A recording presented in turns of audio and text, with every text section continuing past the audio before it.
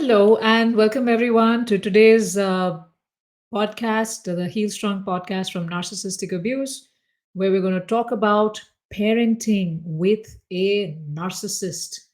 Yes, many of you viewers who have been following my HealStrong podcast and my weekly videos on the topic and many other videos that I've done, and also those who are students of my HealStrong program as clients, as our one on one clients, have requested for more tips on how to deal in a parenting situation with a narcissist. It can be very traumatizing, it can be very difficult.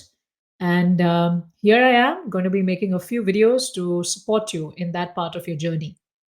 This Heal Strong podcast is brought to you by the Heal Strong program from Toxic Narcissistic Abuse, which is a program created by me, my signature 5 step method to help people make a full spiritual recovery from toxic narcissistic abuse.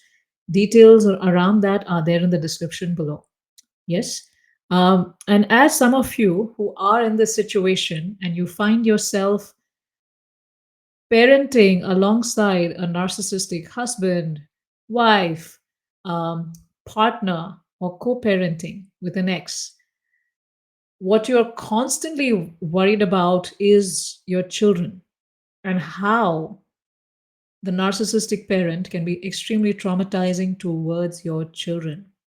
And even they can be very crazy making for you too, with a lot of changes in schedules, a lot of um, difficulties around just agreeing upon certain decisions around raising your child, or just how they treat your child. And it's so painful to watch. But sometimes you just stay quiet, because if you get into an argument with a narcissist, it may mean that your child will suffer even more after that, right? So there are many choices that are made like that, and there was once a choice a father made um, with his wife, right? So wife was, they had two children, a boy and a girl, and the girl turned out to be an exact facial replica of the mother, the wife, right? And the wife was extremely beautiful. And then this girl child, as she started growing and she came to her adolescence and she came to her 14, 15, and all, she was just glowing in the beauty of her youth, something that the mother had already glowed in, when she was younger. And so the mother was very narcissistic and had troubled this girl a lot, with the narcissistic abuse as she was growing. And the girl, being very sensitive and about 6 years older than her brother, would just be quiet, because she realized that if she wasn't quiet while her mother was abusing her, and if she answered back, it would create a lot of commotion, a lot of anger in her mother, and that would stress her brother out, who would start bedwetting and who would start not doing so well in his school, not doing so well in communication, would not eat well, and things like that. So this girl, when she was 7, when she was 8, when she was 9, she could observe all those changes in her very, very toddler brother. And she just decided to take a lot of responsibility for maintaining the peace in the house, right? And that's what empaths tend to do. That's what victims of narcissistic abusers or survivors of narcissistic abuse tend to do. They tend to learn how to keep things peaceful, and they end up taking responsibility of a lot of people's emotions. Now, as this girl grew older, was looking very beautiful, the mother was very jealous of her, very jealous of her beauty. When people would come and just say, wow, she looks so nice, the mother would feel upset that, why are they appreciating her and not looking at her own self and appreciating the mother's beauty, right? And there were so many other things that people say to encourage, young children and, young adults. And that was something the mother just couldn't tolerate. So much so that at the even before this girl was a very bright student, she topped her college and all. She wanted to be an engineer, but even before she could get into all of that, at the age of 17, her mother got her married away to a man who was 11 years older than her. So this girl is 17. She got married to a 29-year-old who didn't look good, who looked all messed up, who didn't look like his career was in place, didn't look like he knew how to talk to people or handle his emotions, or had no softness in him. But this girl because she didn't know better, and because she thought, people are always like, misbehaving and bad, and she was always on the receiving end of abuse, that felt normal, and she got married to him. Now the father in this whole thing, someone may feel very upset with the father, like, why didn't he stand up for his daughter? Why didn't he do this and why didn't he do that? And yeah, he should have done that. But he himself was vulnerable. He himself was broken in so many ways over the years of being with a narcissistic wife. And I'm sure he had his own vulnerabilities because of which he was susceptible to her abuse. And many times he just kept quiet, because if he ever spoke up for his daughter, the wife would throw an even bigger tantrum at home and then make things even more terrible for her daughter the next day. So that's a choice the father made. But then I believe he was struggling internally, suffering internally, uh, feeling terrible internally for not being able to be there and protect his daughter, and he just didn't know what he could do in that situation. Yes, because confrontation, reasoning, arguing, none of that had worked. And I know that many of you find yourself in the situation of this father who is struggling and is seeing that the daughter is troubled and seeing that the daughter's psychology is being impacted, but yet the father feels helpless and doesn't know what to do, right?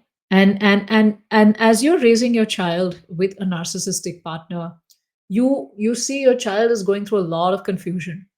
There's a lot of conflicting instructions being given to the child. You may have agreed upon something with your partner, and then you would like to present a collective force and a collective idea, but you say one thing, and then to set some rules that were agreed upon with your partner, and then the partner comes and topples those rules just to get brownie points with the kids and just to get the narcissistic supply from the kids and be known as the cooler parent, right?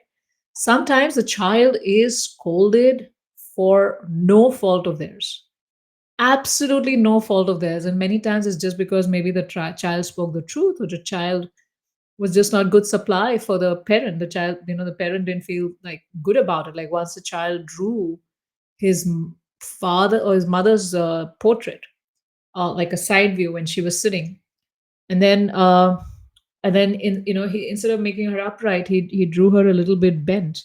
And instead of appreciating the effort and the love with which the child made that portrait, the mother was like, am I bent like that? How could you do this? Don't you know? Is this how I look? This is a child making a drawing for the parent. That's all that's happening. Yes. So the child is scolded for no rhyme or reason, just because they weren't a good supply, or maybe they didn't help them in some chores, or maybe they didn't do something for them. Yeah, that could happen. Maybe they didn't pick up after their messes, like, and then even when they get 18, 19, some of them are expected to join the business, support their dads, and then when they see the dad is making a loss, and then they tell them like, hey dad, let's fix this, and then they send them to fix everything, but then they just keep using them all the time, but no affection is given to this child, the scapegoat. Yes. So narcissistic parents can have a forgotten child, a scapegoat, a golden child. I've done another video on that, and you can watch it in my playlist. Now, child's emotions are also suffocated, because after they were hurt and after there was this narcissistic injury, they were not allowed to feel sad after the abuse. They were expected to feel normal again. Or things were promised to the child, but they were cancelled at the last minute. They were not followed through. Like, hey, we go and watch the soccer game, or hey, we're going to go and do this, or oh, I'm going to buy that toy, or I'm going to get you this, or I'm going to do that. But none of this is followed through. It's just in the moment buying, bargaining to get some supply. And then after that, you can see the parent is actually getting immense pleasure in disturbing the child, in making this child suffer, right? And the child is being manipulated and gaslighted to be a supply. And as I'm showing you adults over here, and this can go on for life. This goes on for life. Or the child is left emotionally hurt and abandoned so many times. They're scolded for no rhyme or reason. Then they're left alone with their emotions without any empathy or without any comfort being given by this narcissistic parent. And the narcissistic parent also competes with the child. And you, as a spouse, as a partner, as the same person in the marriage, in the family, are watching all of this helplessly. You're watching the narcissist be a true user, that they use even their own children as supply for themselves, right? And you're watching all of this helplessly, and you're feeling stressed that I'm unable to give a very stable environment for my child. Yes. And I'm struggling and I don't know what I can do about it, right? And you've tried making requests to them. You've tried arguing with them, with a narcissistic partner, like, don't do this. Why are you doing this? Look at how it's affecting the child. Or, please, can you be nice to the child? Can you be loving to our child? Can you take care of your child? Right? Or you've tried getting friends and family to talk to them. You've invoked their friends, your elders, siblings, cousins, everybody you think could help. You've tried to invoke them and ask them to help and try to talk to them, but nothing has helped. You've tried setting boundaries, but how do you set boundary with another parent? What do? The child, naturally wants the love of both parents, and then they go there. And then how do you set a boundary and protect your child every time? You can't just be hovering all the time, and that's not healthy either. And you tried helping your kid with emotional coping strategies, and so many different things, and you still are seeing your child struggle because the child is not able to understand a lot of things. Yes. Now again, you're still struggling. I'm unable, and you're still extremely worried about your child, and you're missing your health. You're getting stressed, you are getting bogged down, you don't know how to handle, you don't know how to navigate this whole situation, and you're constantly worried and constantly negotiating with a narcissistic parent, and you're wondering what you can do about it. You're struggling so much. But there are three things that I share with my clients, and I tell them, and we help them, we coach them into doing things. And I'm sharing them as pointers here with you today. And before we get into that, I'd love to share a story from the Srimad Bhagavatam about Suniti. Suniti was this beautiful queen, and she was Dhruva Maharaj's mother, Dhruva's mother. And Dhruva was this, I think he was a 5 or 6, 7 year old boy, and he wanted to get on the lap of his father, who was the king. And as he was trying to get on the lap, because he saw his stepbrother sitting on the lap, he also wanted to get on the lap of his father. And as he was trying to get on the lap of his father, his stepmother said that, no, you don't have the right and the privilege to be there. I am the king's favorite queen. So for you to get the privilege of sitting in your father's lap, you need to next take your birth next time from my womb, and only then you can have this privilege. Well, Dhruva was very upset with what his stepmother did. He was even more upset that his father did nothing. As the king, as his father, as his protector, as his shelter, his father did nothing. And Dhruva left very upset and angry, very sad and angry, very disturbed and angry. And he ran through the palace to his mother. And when he goes to his mother hears through the palace grapevine that something like this has happened. So even she is very disturbed, and she is very hurt and feeling very sad for her father, for her son. And then when the son comes to her, he's, breathing very heavily, he's very angry, very upset.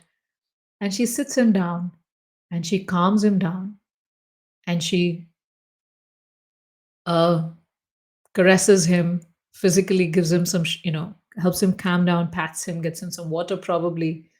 And then she says that, yeah, this is the reality, that, your father, favors your stepmother more than me. And there's nothing wrong in what your stepmother said.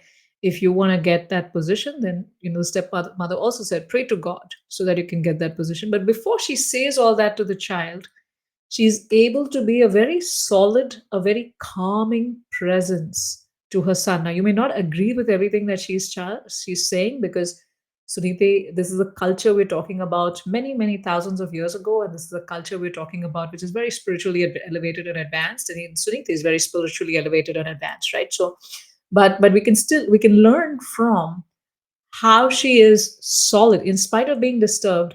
She's not getting carried away, she's not going there and, like, getting completely disturbed herself. No, she's able to bring herself back, make herself calm, and be that shelter that her child needs in that moment. And she does that without criticizing the father, without criticizing the her step you know the stepwife, and she does it without criticizing what the situation is. She just helps her son cope with his emotions, helps him calm down, and then she shows him a path on how he can get what he wants. Yes. And that's for another time and another story. But what is the lesson for us as parents, whether you're a man or a woman, is that Suniti recognizes that the situation is not perfect. And you, as a parent, parenting alongside a narcissistic partner, have to realize that the parenting of your child will not be perfect, and you will have to make peace with that, right? And you may say, how could I make peace with that? Let me negotiate, let me talk to the narcissist. They need to learn, they need to understand. Well, go for it. It's a you can try, but if they are narcissists by definition, they're not going to pay any heed to what you're saying, right? And even if they are paying heed to what you're saying is just going to be for a little time, and then they're going to go back to their manipulation again. Yes, you want to first not calmly, you want to bring yourself to the acceptance that I understand that the parenting will not be perfect, and I make peace with that. Instead of getting upset with every incident that's happening, I am making peace with the fact that parenting is not perfect for my child, and I make peace with that. How does that help you? That helps you stay calm and centered and grounded, right? So that when those imperfect moments and those abusive moments of parenting are happening, because you've already made acceptance of this in your mind and you're not trying to fight it every day, you can stay calm in those situations and be that calm and loving presence for your child, what your child needs in that moment. And this could even be a 50-year-old child. Yeah, this abuse can go on and on and on over many years. Yes. So, first step is to make peace with the fact that the parenting will not be perfect, and you will make peace with that. Yes. The second thing is, this is drawing from Stephen Covey's work of 7 Habits of Highly Effective People, is the circle of concern versus the circle of influence. Yes, there are things that you can control, there are things that you can influence, and that there are things that are outside of your control. Yes. Suniti understood that negotiating with, the stepwife, negotiating with the king, helping them see their folly in what, probably she tried that already for many, many years. But she realizes that that's not possible and that's not going to happen, and it's completely beyond her control, right? So while it is in her circle of concern, but she's concerned about it, but she's not putting all her energy into it because it's not something that she can control. Yes. And then there are certain things that she can influence. She can give some tools to Dhruv Maharaj. She can probably get some other people to protect Dhruv Maharaj. She tells Dhruv Maharaj that yes, if you want to take birth, the co-wife has said that, yeah, you have to pray to the Supreme Lord so that in the next life you're born through my womb, and then you can climb on your king's lap, on your father's lap. And then she goes, yeah, she's shown you the right way to pray to the Lord for whatever you want. Yes, and then Dhruv is like, I'm going to have a kingdom greater than my grandfather, right? So she goes like, yeah, if you want that, go pray to the Lord. There's nothing wrong with what your stepmother has said. Yes, and let's learn from that, and let's go and let's pray. Right? You want this? Let's go for it. Let's pray. Yes. So she's able to influence Dhruv Maharaj. So she's just focused on what she can influence, what she can control.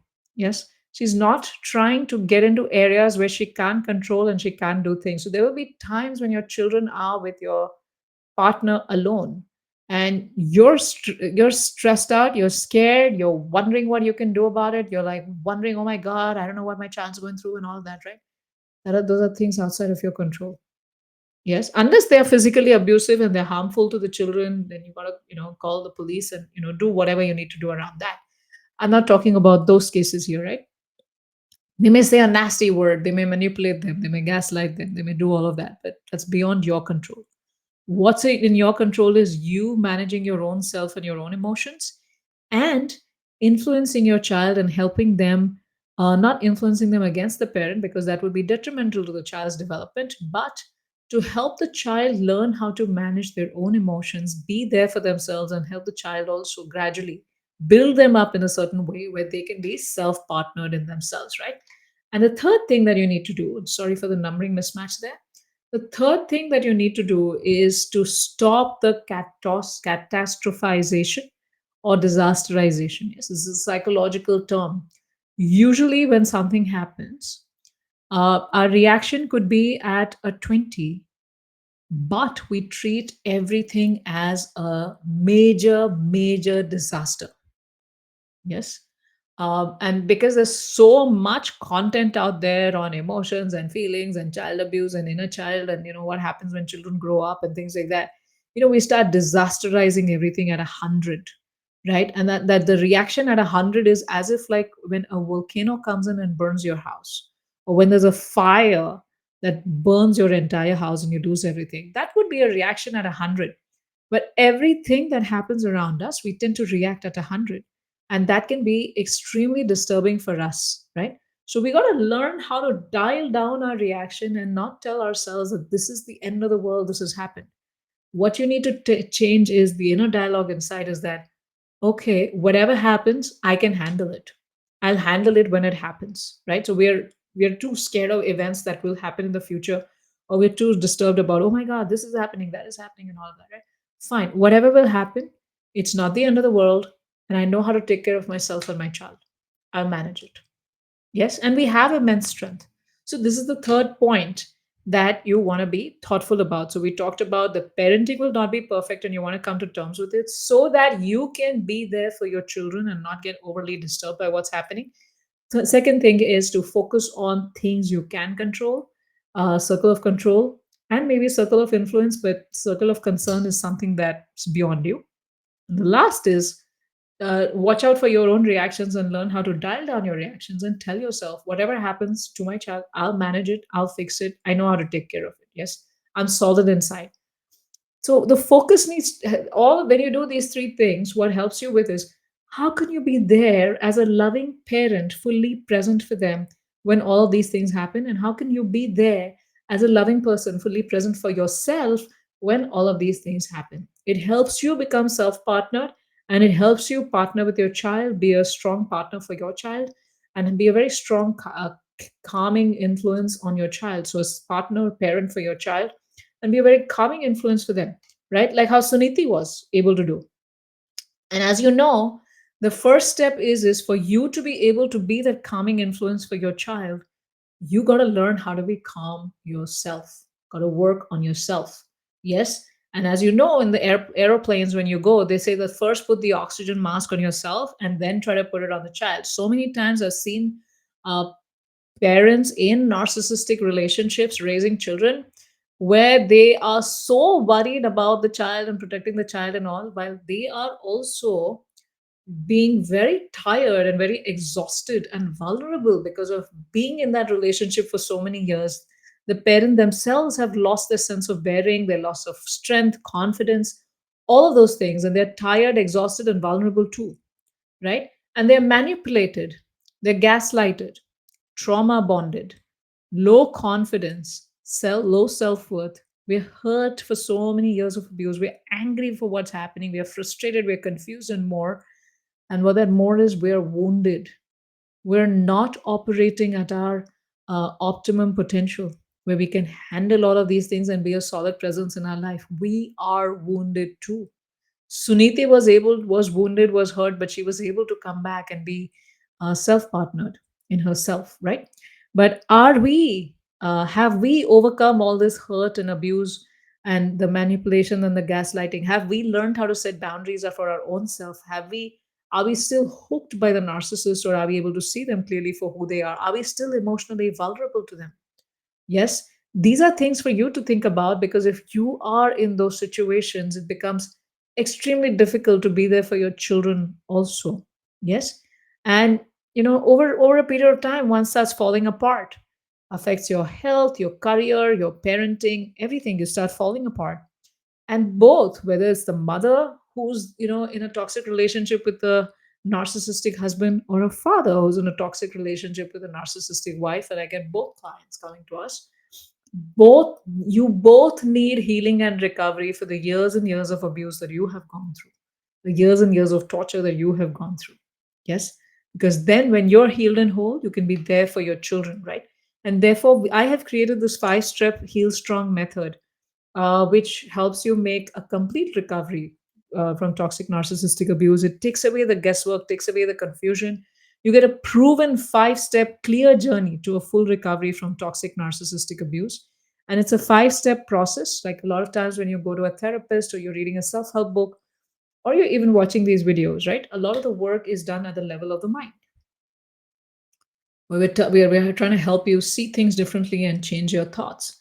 But it doesn't happen like that, right? A lot of times people go to therapists and do all the self-help work for many, many years, but they still remain stuck because what you need is a five-step process that we teach here and you get coached on, which is the first stage is reveal, is to understand very clearly what the traits of your narcissistic partner are and that they're narcissists, and to accept that. And then once you do that, you are able to detach yourself emotionally from them, knowing fully well that they're not capable of what you're wanting from them, so it doesn't hurt you. The second is to see the peel, the years, the toll that the years of abuse has taken on you, and to also see that what are your emotional vulnerabilities that made you susceptible to the abuse. Yes, to learn how to see all that. Yes, and when you see that very carefully, then you work on it in the heal stage, and in the heal stage we have a five-step process. Yes, where you're healing and you're releasing, not just at the mental level but at the physical level, the energetic level, the mental level, the intellectual level, the spiritual level. You're doing a release at all levels, and that is based on the Patanjali Yoga Sutras. Yes. And once you're healed, you've done your peel and heal really well, then you will not pass on your own tendencies to the child, right? And that's very important. Else, when you've not done the peel and heal for yourself, you're still vulnerable, you're still susceptible, you're still hurt, and you still have a certain unhealthy coping mechanism with this that you will directly pass on to your child. And then your child would attract another narcissist in their life. Yes. So, therefore, peel and heal and then deal. All of you come to us for learning how to deal and to set boundaries and things like that. And yes, we're going to train you on that from the day one. But for you to be able to solidly deal with them, you want to do the reveal, peel, and heal stages first. And then lastly, there is zeal, right? So you've learned how to deal with the narcissist, set boundaries, be very clear, be firm, all of that. And that can come only when you've done these things because you become strong inside. Else, your voice is very feeble when you're trying to explain something to them. Yes. And then lastly is zeal, where you and your child thrive with zeal in your life. And this is a complete solution that you get from us with courses, coaching, and community. Yes, for each of these stages, there are courses, there are trauma release meditations, there are guided meditations, and so many different things, right? And you get a complete solution with coaches, courses, and community. No other coaching program has that.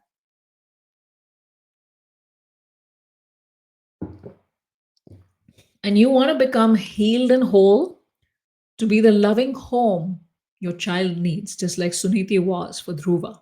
Yes. And we have a very experienced coach team with many, many clients that we have served together who are leaders and high potentials who are doing extremely well in their career, but they have a narcissistic partner at home.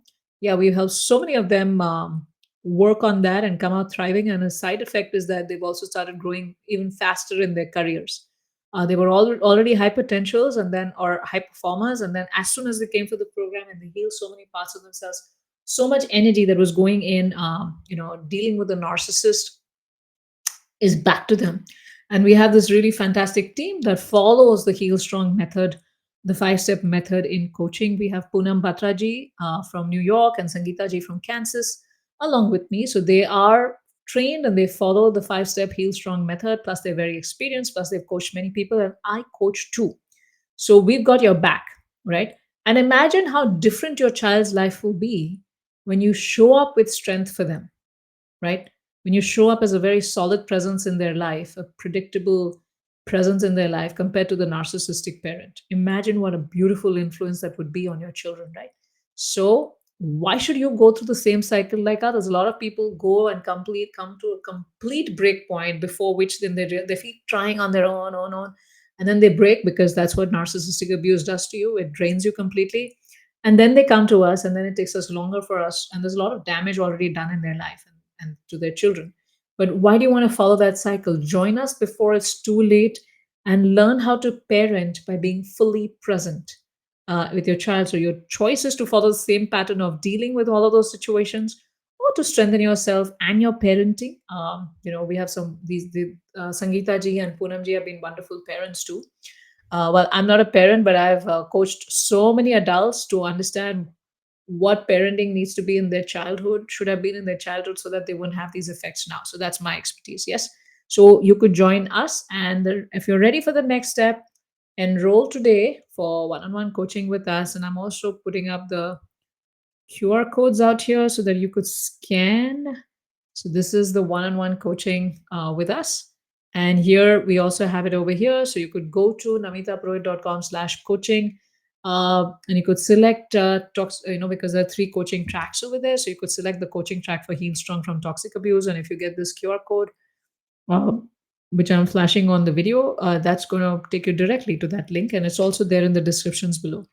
It'll take you to the details of the program, and then you can hit apply now, and it will bring you to an application form which you will fill up, and then you will be added to our wait list because we take few clients at a time, and then you get an option to book a call with us if your application is uh, you know a good fit for what services we offer. Then you will we will you will book the appointment, and you will we will meet you and discuss your needs further, and then onboard you to coaching with us. So yes, today we talked about the three survival strategies you need to have in place as you are dealing with a toxic narcissistic partner. And the first mindset shift that you need to make is that the parenting is not going to be perfect and I can handle it. I'll make peace with it. And this, you want to focus on things that are in your circle of control versus the circle of concern. So stay focused on the impact you can make, and also you got to dial down your reactions a little bit, because it's not the end of the world if something happens to your, as your child is being misbehaved with by their narcissistic partner, unless it's physical, sexual, all those kind of abuses. Emotional abuse is bad too, but you can handle it, so that you're not paranoid all the time, and you can be sane and you can survive and you can handle. And lastly, the tip is to join one-on-one coaching with us, so that you can get the support you need, as you're dealing with your narcissistic partner and your parenting with them. Yes. For those of you who have come and seen me for the first time on my channel, I wish you a very warm welcome. And for those of you who have been patrons and subscribers, I am very grateful to you for your support. And for those of you who have not subscribed yet, please subscribe to my channel by clicking subscribe below, and also turning on the bell icon so that you get notifications for whenever I am live. I try to be posting one video every week on toxic narcissistic abuse as much as I can. Unless when I'm traveling, then it gets a little difficult. But I try to be regular, and there's a lot of content already there that you can consume. And for those of you who've come for the first time and not familiar with my world, I'm also pointing you to two videos, and I'm trying to get better with this. But on one side, it's going to show up the next video that we have in this chain, and it will come out the week after, which is on parenting with a narcissist. But the next video in the series, so you'll get it over here.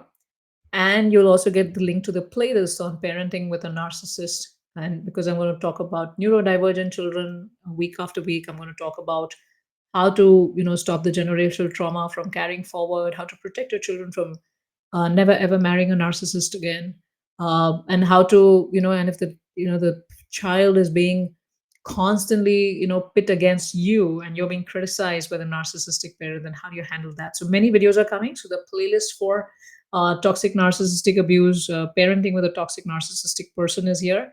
And lastly, for those of you who are interested in my videos, and in our one-on-one coaching, then this video that shows up on this side, I believe one of the sides, which will be It's Not Your Fault, and that explains to you about the Heal Strong program and the one-on-one coaching program in detail.